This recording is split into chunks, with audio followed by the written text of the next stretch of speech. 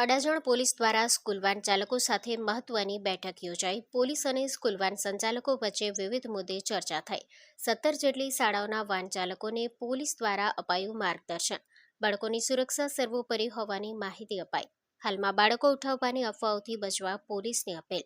વાલીઓ અને બાળકોમાં જાગૃતિ લાવવા પોલીસનો નવતર પ્રયાસ.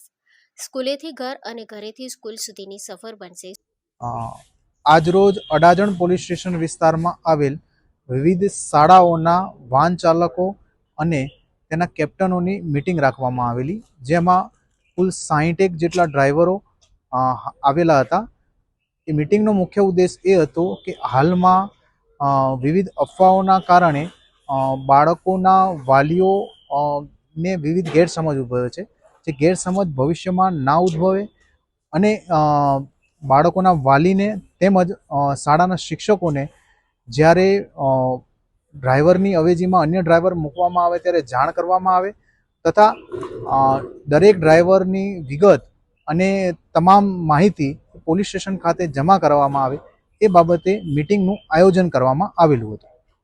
કેટલી શાળાઓના ડ્રાઈવરો આવેલા હતા અને શું શું વિગતો સમજાવવામાં આવી હતી?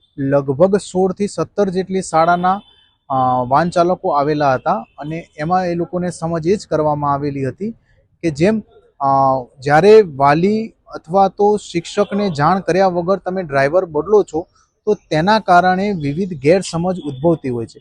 આ ગેરસમજ ના ઉદ્ભવે તે માટે જ્યારે પણ વાનના ડ્રાઈવરને બદલવામાં આવે ત્યારે તેના વાલીને તેમજ સ્કૂલના શિક્ષકોને એની જાણ કરવામાં આવે.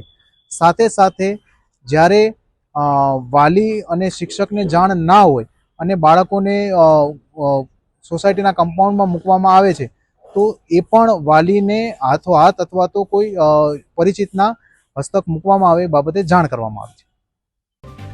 જો તમે આ વિડીયો ફેસબુક પર જોઈ રહ્યા છો તો લાઈક અને ફોલો કરો અને યુટ્યુબ પર જોઈ રહ્યા છો તો અમારી ચેનલને સબસ્ક્રાઇબ કરો.